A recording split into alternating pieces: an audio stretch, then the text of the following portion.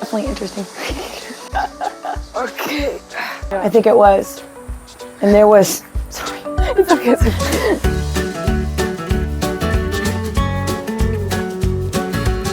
Hi everyone and welcome back. Today we are chatting with Elizabeth, who is an English teacher in South Korea.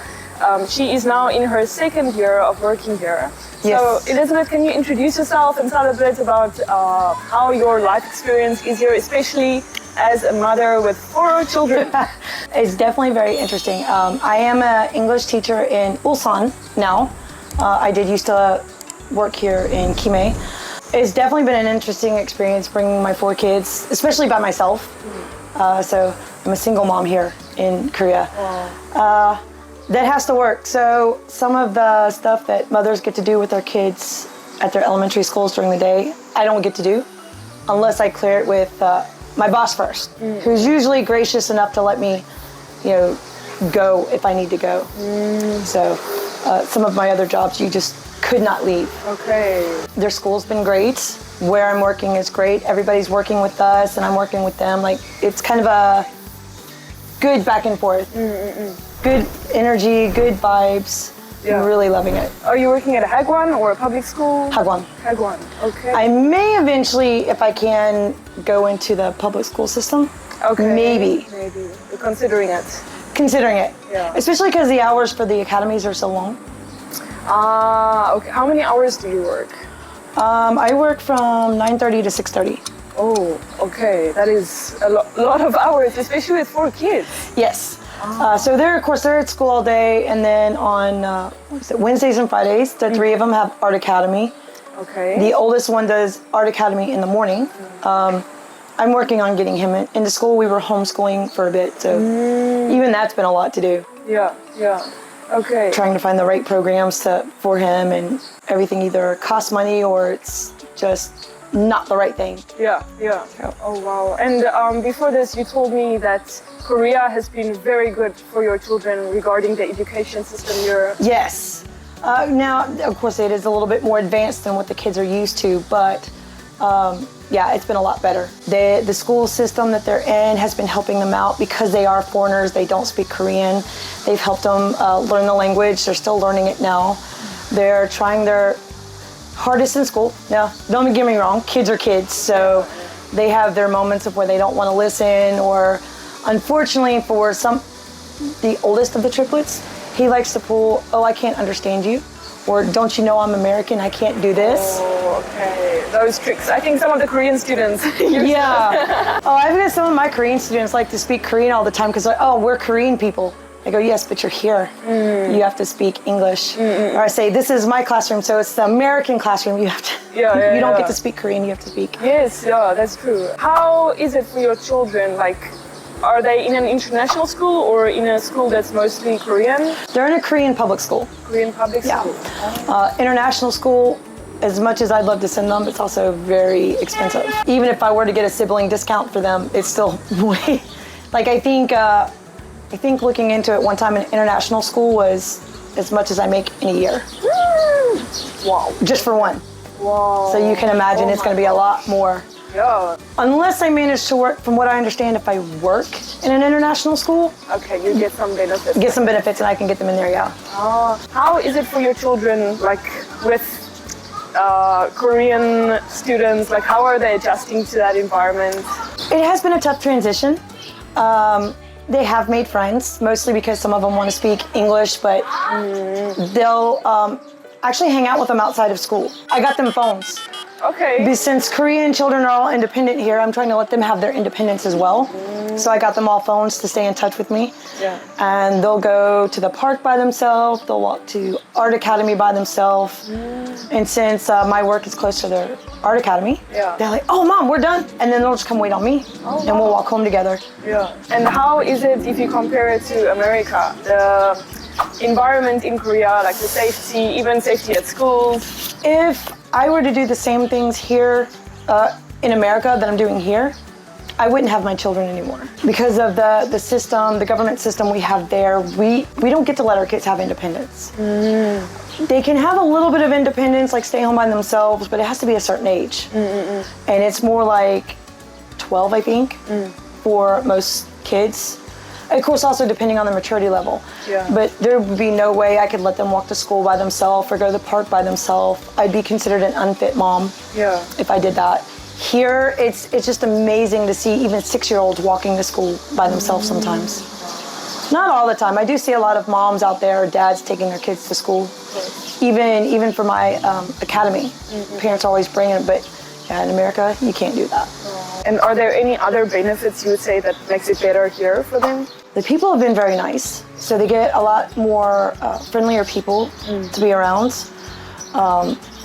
It's actually been amazing because their art teacher loves them and has their own kids, so they even play and learn English and Korean from her kids. They've just made a bunch of friends. The environment, they love the outdoors. Back home, we wouldn't go out anywhere. Really? Yeah. Where in America are you from? I'm from Birmingham, Alabama. Oh, Alabama. Yeah. Okay. Which is kind of funny because if I mention where I'm from, the Hyundai factory is there. Oh, really? Yeah, so in my capital, we have a Korean car factory. So I think we do have a lot of Koreans in Alabama, just around the community there. Yeah. And our hospital in Alabama is supposed to be one of the best ones, so I know I've seen some Korean doctors around there. Seems like everybody almost from around the world comes either for the factory or for the hospital, but there wasn't many places to go in my state, or it was kind of too far away. Like I'd have to drive everywhere, where here I could take the bus or just walk there. It's not too far. So we've been able, it's another good thing about it is because we've been able to get more exercise. We've lost a lot of weight doing that. They love the food. They can't handle spicy things too well, but they try. Okay. It's kind of funny because they'll go, "Mom, is this spicy?" I'm like, "Yeah, no, okay, no." Yeah. But they'll try. They've tried many different things. Okay, so you say the Korean lifestyle here encourages healthier lifestyle for you. Healthier lifestyles, there's healthier benefits, and even more independence. Okay, wow. And I'm still, of course, I still think in that American mode, like, okay, no, you can't do that. And I'm slowly getting out of that mindset. Because even some of my friends are like, "You're in Korea, do as they do." Just give them that independence. Yeah, wow, okay. I can imagine like coming from a completely different environment. You know? Can you tell us a bit about your teaching, your work experience here?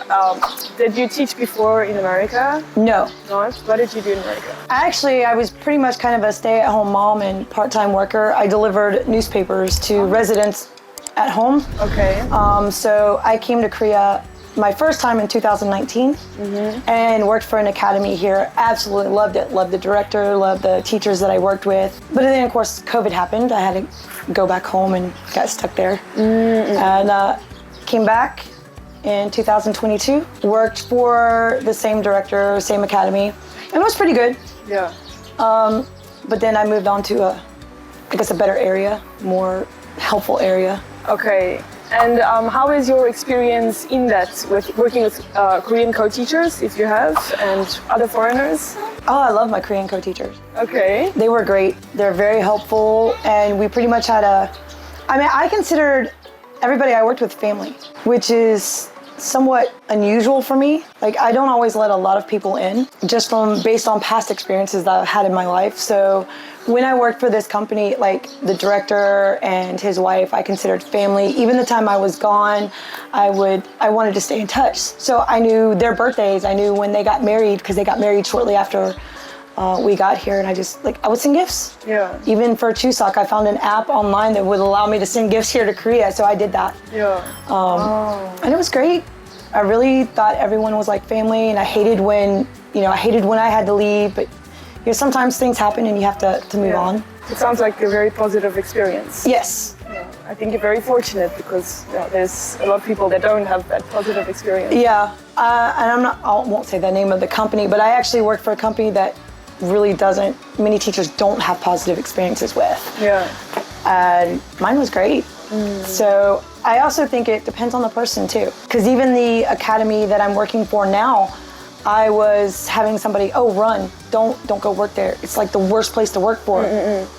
Not for me, not for any of the other teachers that are working there. So I'm pretty sure it was probably just a person who had the issues. Probably didn't have a good mindset to begin with, and just didn't like some of things. Yeah, not a good attitude. So it probably wasn't the best place for them. Hopefully they found something better. better place. But where I live right now is a port city. Okay. It's a lot of the shipping and everything's there, so it's a big, beautiful place, right? Yeah. It's a big kind of multicultural area. So not just Koreans, there's a lot of foreigners there, pretty much from all over the world. So it's a very nice place, very nice people. I've been fortunate to meet a lot of people. One thing that surprised me even here in Kime, there's a lot of times I forgot my umbrella when it would rain. Okay. And a random Korean person would just, oh, here. They gave us their umbrella, or they used their umbrella for us as we were like crossing the street until we went separate ways. Wow, that's so nice. Yeah. You wouldn't see that in America. Not really. Really? Yeah. Americans seem to kind of have the attitude of looking out for themselves. Individual mindsets. Yeah. Right? Yeah. Here, this is more kind of, to me, feels like more of a collective mindset, like a village. And my family, I was fairly close knit, so I'm kind of familiar with that village mindset. Like it takes a village to raise a family. Yeah. And I feel like I'm getting that experience here. Yeah. So I'm really happy and glad with all that. Yeah, that's amazing. Can you tell us a bit about your children? Like, how does it work with healthcare and anything else? So they're under my healthcare. And so with certain things, like right now they have to have a health check and a dental check at school. I have to go to certain doctors that they have for their school. Otherwise I have to pay. Okay. So if I go to that doctor that they have on this list, then they send it to the school takes care of it. Okay. Wow. So is it easier for you here than it would be in America, or? Yes. Okay. Even the amount of money, it was kind of funny last year. My right foot was hurting a lot. And I figured I had something called plantar fasciitis, but I'm not a doctor. Okay. I had this in America, but it seemed to get worse because I had to stand up. And I decided I wanted to go see a foot doctor. I asked coworkers about it. They're like, oh, go here. And I didn't have insurance just yet. I got told it may be expensive. I was like, okay, my expensive thinking is maybe $200 or more. It's like, I hope it's not more than, this amount. It was only 40,000 won. Oh, okay. Without insurance. Wow, that's how much dollars? A little bit less than 40 American dollars. Probably about 35 maybe. Okay. 30 to 35 American dollars. And then my prescription was 10,000 won, so about another, $5 to $10. Okay. That's not expensive to me. Yeah. Especially from coming from America. And then, of course, once I had my insurance, it was only 6,000 won and then like 5,000 won. Okay. So even way less expensive. I have a TikTok I actually talked about. Ah, really? Yeah. Okay. You should say, like, we will put your social media, if you have Instagram as well, TikTok, that people can follow you and see. Okay. Is that okay? Yeah, if they want to.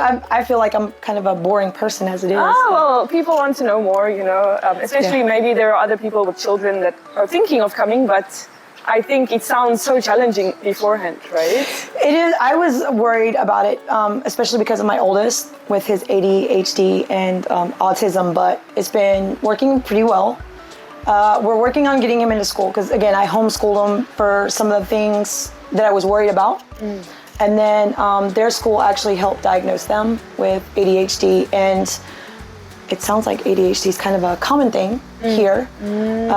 So I don't think the school was surprised. Yeah, they're already prepared for these things. Yeah, I do think some of it's still a little bit of a stigma here, but I feel like Korea is kind of getting over that a bit because I think there's been so many different like K-dramas I've watched and in different news I've seen where you've had a character that was special needs and treated right. Yes. So I'm glad that I haven't really had to have any worry about that because I have had parents go, you may not want to come to Korea because of it. Yeah. And it's been, actually I've not had any bad experiences. It's been very positive even with that. So what would you advise someone that also has children and is thinking of maybe immigrating or just coming to work here? The challenge I'm finding is the fact that my kids don't speak Korean. And they're 9 years old right now. Everything that I've researched, it's gonna take them probably about until they're 11 or 12 to get fluent with them. It's just that initial start. So I feel like if you wanna come to Korea, especially with your children, start teaching them some Korean. Let them watch videos. Do like the Koreans. Koreans watch English movies and TV shows, but put the Korean subtitles up. I've had friends that I've made that they learn their English and speak it fluently, and to me, well, just by watching the TV show Friends on Netflix, which was also kind of a blast from the past for me because I watched that show when it first came out. It's amazing. Yeah. Legendary show. But there's a lot of like children's shows. My kids like Haunted House. The youngest likes Beyblade. So they can watch it in Korean, hear it in Korean, and then watch it with English subtitles. Okay. So you recommend learning the language a bit more? Yeah. Are there any other recommendations? Research, okay. Research, because a lot of the bigger cities like Seoul and Busan are probably going to have more things for parents compared to some of the smaller cities. Okay. But I also feel like the smaller cities are wanting more people to come in, so they're starting to get more. Okay. Yeah. Okay. So would you think it's better going to the bigger cities? I guess it really just depends on what you want. Okay. I probably would go to a bigger city. Okay. But it doesn't necessarily have to be Seoul or Busan. Like, I'm in Ulsan. Ulsan's big enough. Okay. And it has a lot of things for foreigners. Yeah. I would look up areas that are definitely foreigner friendly. But definitely know the language. As my one Korean friend says, have survival Korean. Yeah. That way you can, say hello, say goodbye, the basics. You can ask, like anybody ever ask in English or another language, like, where's the bathroom? Yeah. But I've had to learn, or at least kind of understand, to ask for a bag. Yeah. So a lot of times I'm just like, bag, like this. They understand me. Try body language, right? Yeah, body language. I've tried learning the honorifics. I still probably speak casually, maybe too much. Just because it's kind of a quick in and out, and it's easier to learn the casual than it is the honorifics, I think. And they understand. Yeah, and they understand. So definitely I always put yo with everything at the end. Yo. Or the ibnida. That, that works a lot. Okay. Wow, it sounds like you're very respectful, and mindful. I try to be. There have been misunderstandings along the way, and even with those, I try to clear up the misunderstanding. I'm a foreigner, I didn't know, I apologize. Now I know for the next time. It's been a learning process, definitely. Yeah. Thank you for watching. Please stay tuned for part 2, which will be dropping very soon.